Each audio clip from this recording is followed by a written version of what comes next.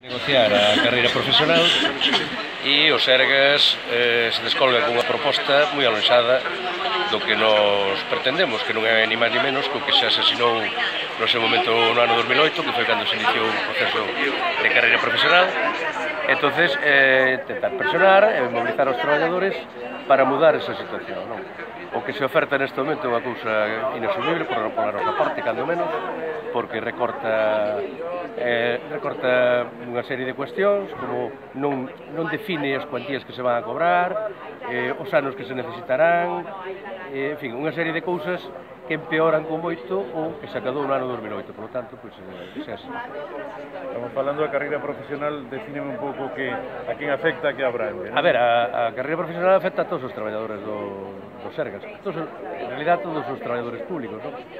Entonces, bueno, pois é unha cousa que está recollida no Estatuto Marco, no noso caso, no Estatuto Marco do persoal sanitario, digamos, sanitario e non sanitario, que se puxo en marcha no seu momento e que recoñece despois de uns anos e de unha formación exixible, vanse consolidando hasta 4 grados e cada un deses grados ten unha remuneración económica, non? Entonces, basicamente é iso, é dicir, non ten outra connotación.